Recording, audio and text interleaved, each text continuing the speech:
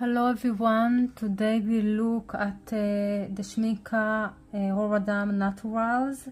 Schmincke says they are between watercolors and gouache.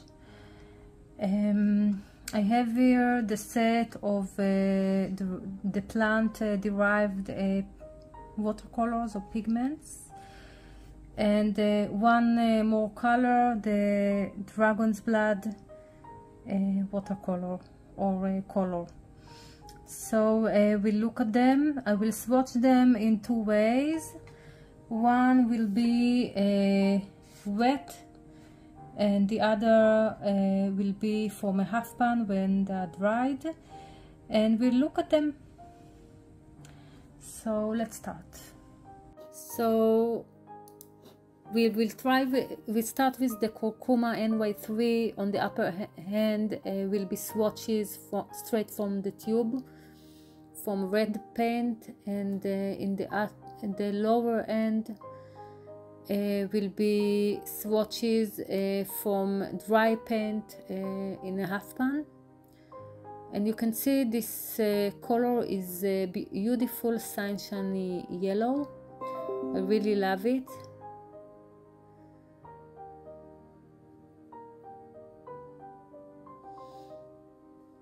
And I don't know if you can see, but it's less streaky from the half pan, and it's very beautiful, still very pigmented.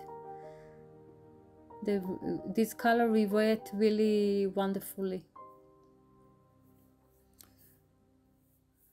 Next color is Mother Lake NR9. It's very beautiful. It looks a bit granulating.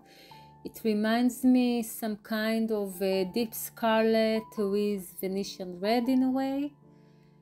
Quite pigmented, very beautiful.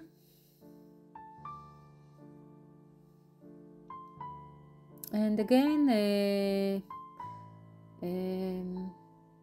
when it's from a dried paint in a half pan, it is also still pigmented and less streaky and very beautiful. And I really love this color.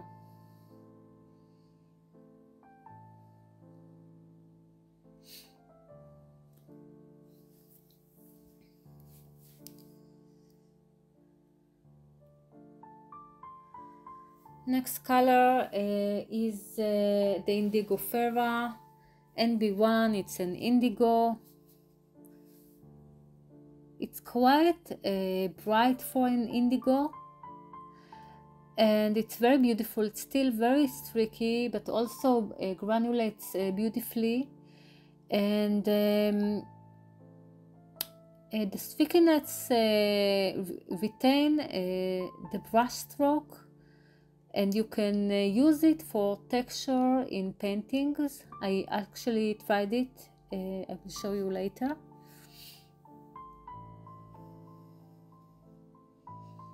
And it's less tricky from the dry paint from the half pan, but still very beautiful. It took them a while to dry, and also they lost some of I don't know how to call it. They shrinked quite a lot in the half pan, so I had to add more paint and then dry them again. Next color is Dias Green. It's a combination of curcuma and Indigo Ferra NY3 and NB1. It's close to kind of a sap green or a green earth, like the Rembrandt green earth, and it's quite streaky, but very nice. I would have liked if Schmincke would put another color, one pigment color in this set, but oh well. That's what they decided. Anyway, it's very good color. It's very nice color. Really like it. You can see it's less tricky from the half pan, but also less pigmented in this color specifically. I needed to put more and more layers, and as I add water to them, they get of course less tricky because the glycerin or the color, the thing that they put in the binder is melted into the water. This color is still the grain NY, let's see, NY 13. A beautiful color, really like it. It's with very high tinting strengths, and it's something between green gold PY 129 to a queen gold U. Very beautiful color, and you can see it's quite flowy in comparison to the other colors. The other colors are not flowy at all, and it's very beautiful. It's one of my favorites. Next color is Dragon's Blood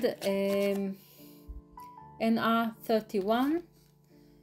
It's a beautiful color. It's something between a potter's pink and a deep scarlet, if you can say it, or perylene maroon. It's very granulating, very beautiful. I really love this color. I'm very happy to have it.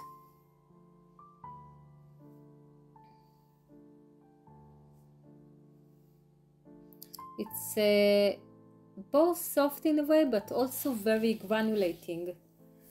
Very beautiful.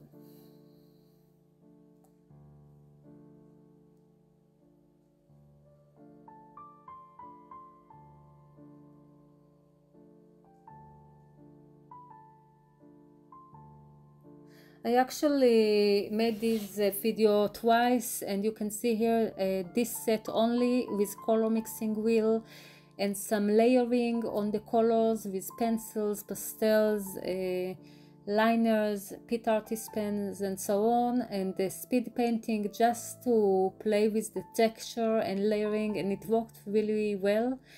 And you can see the color mixing with the two yellows, and also the neutrals you can create with this set. Very beautiful.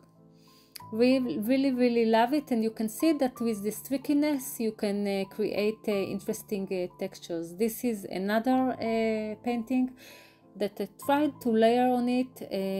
It's a bit flat, but I tried also acrylic markers on it, and it worked really great.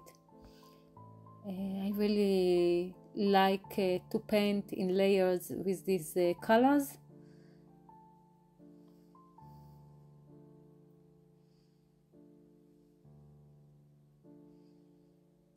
And these are the colors almost dried, not dried enough, even if it has been a while. And you can see how beautiful and pigmented they are. I did a comparison with other colors, like here is the Hansa Yellow Deep PY65 in comparison to the Curcuma. And New Gamboge could also work. Here is the Burnt Yellow Ochre PR102 from Daniel Smith in comparison with the Mother Lake, and they are quite comparable. Next is the Blue Appetite Genuine compared to Indigo Ferra, and I think that the Blue Appetite is a bit more greenish and a bit more muted. Next is Daniel Smith Sap Green, which is PY150, PO48 and PG7. When it's dry, it quite compares to the Dyes Green. And then here PY129 from Daniel Smith, which you can see is a bit more greenish and a bit more luminance than the grain. And for the Dragon's Blood, I didn't find a good hue or dupe, but I think that Perylene Maroon is a bit close, but it's more strong and warmer also in you.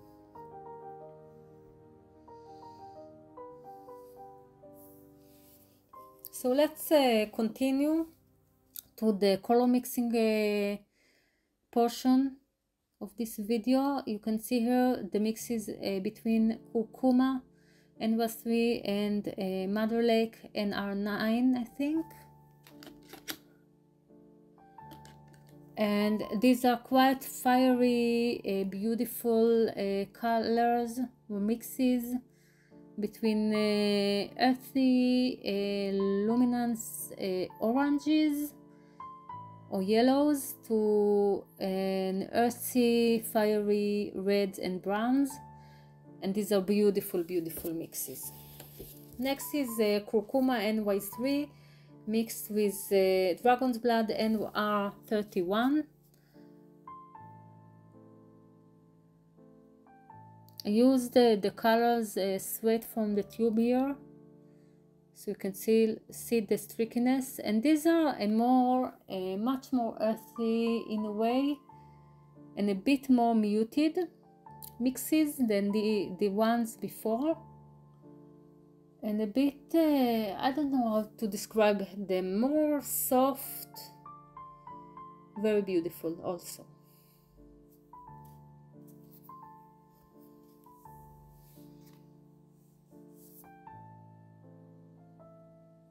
Next are mixes of Curcuma NY3 with Tilde Grain NY13, and I wanted to see if I can create some kind of quinacridone gold use with them, or some wheat use with them, dried wheat. And yeah, very beautiful mixes, very golden mixes, beautiful, beautiful, kind of light olive mixes and some wheat mixes, very beautiful.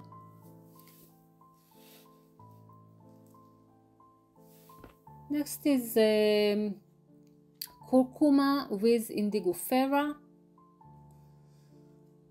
and they create some moss greens, sap greens, some beautiful earthy turquoises, and I really love them. They are very practical for landscape. You can find the dire green mix in these mixes, because it's a mix of these two colors, and they are very beautiful. They are more I don't know if you can say it light or bright than mixes with Tilde Grain that we'll see in a minute.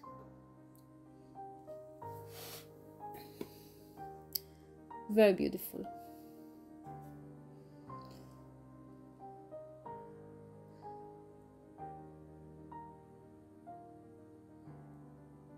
Next is Mother Lake with Tilde Grain, and you can see that these mixes at a bit more brownish, but also have more tinting strength, and I think it's because the tinting strength and luminosity of the Tilde Grain that adds something else for its mixes, and these are really, really beautiful. They are a bit darker and more highly tinting strengths than the mixes with the Curcuma. Really love them. And next is Tilde Grain with the Dragon's Blood, and again you can see the same thing. They are more in your face, but also a bit more brownish. Beautiful, beautiful mixes. They are softer than the ones before and more pinkish, but they are stronger than the mixes with the Curcuma.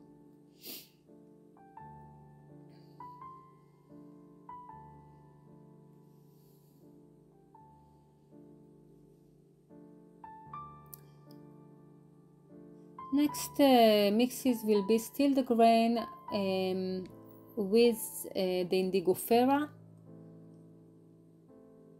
and they are more muted but also more strong in tinting strengths, and they create some kind of sap and moss and olive greens, and more muted but stronger turquoises. Very good greens for landscapes, and I think all the mixes with the still the grain are excellent for landscapes.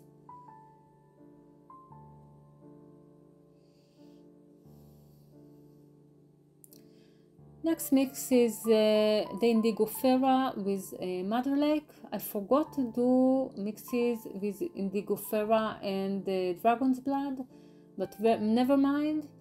So Indigofera with Mother Lake create a dusty blues and purples, and a black, a real black, you can see it here, and some dusty, earthy, Caput Mortem like colors, and they're very beautiful. I really love these mixes.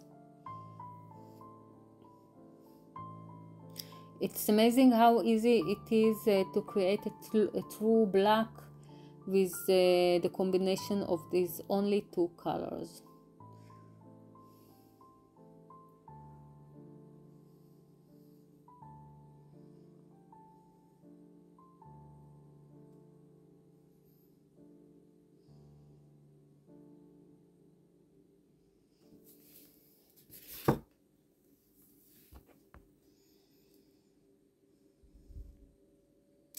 Next mix is Mother Lake with Dragon Blood, and these two mixes together creates a mid-ground or mid-tone between these colors, but also the mixes makes these two colors together more bright, and of course a bit more pinkish to the Mother Lake, but they're brighter somehow, I don't know why, and granulating more because of the Dragon Blood that is very granulating.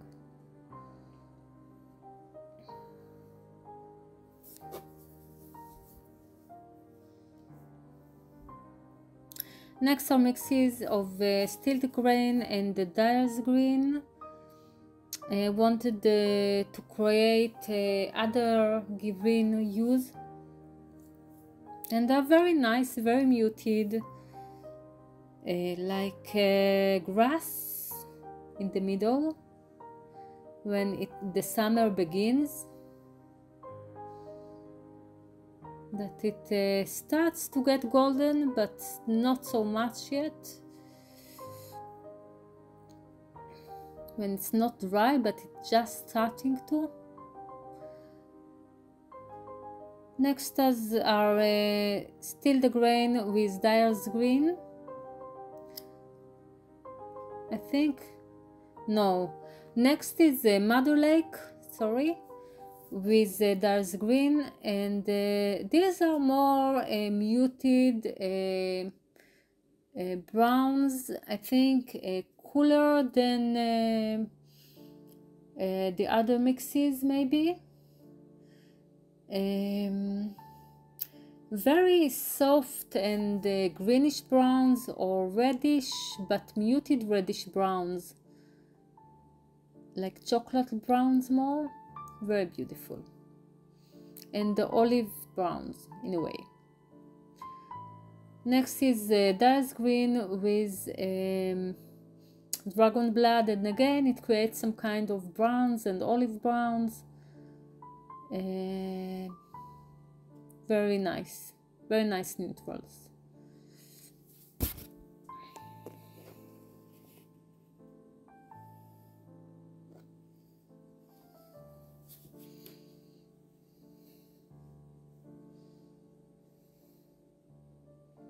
You can see this beautiful chocolate brown, and here I do a kind of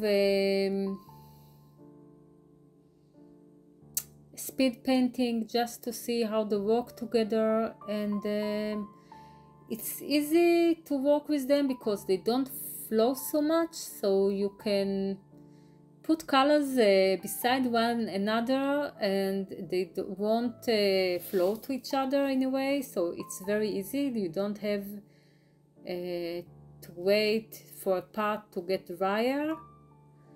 And also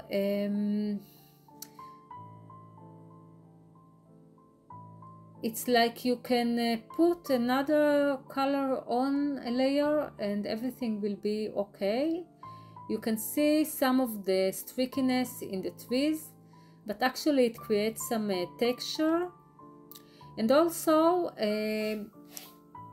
the way to work with them is to put a lot of water if you don't want the streakiness, and then just to do many layers.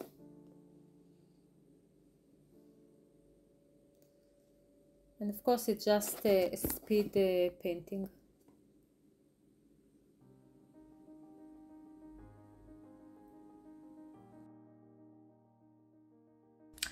So these are the paints straight from the tube, from a dried half pan. Color comparisons with honey yellow deep, burnt yellow ochre, blue appetite genuine, sap green, which is quite close actually, PY 129 Ritring Gold from Daniel Smith, and Perylene Maroon PR 179. And you can see that some of them have close colors or hues to them, and some are not, like this amazing dragon blood. Also you can see the granulation in the dragon's blood, in the Dyer's green, in the indigo ferra, a bit also in the Madder Lake, and it's very beautiful. What else? I like the mixes. I forgot to mix indigo with dragon's blood, but I think it will be closer to these ones, a bit more violetty or purplish. And you can see you can mix very easy darks or black with indigo ferra and rose madder. So I also did this painting. You can see they look more like an oil painting than watercolor painting in a way, because I think they have something that makes them more moisturized, like maybe glycerin or honey, but I don't think it's honey because they are supposed to be vegan, as it's written here somewhere. Maybe it's here. Yeah, they're supposed to be vegan, and there is no oxagol here, so they don't move a lot.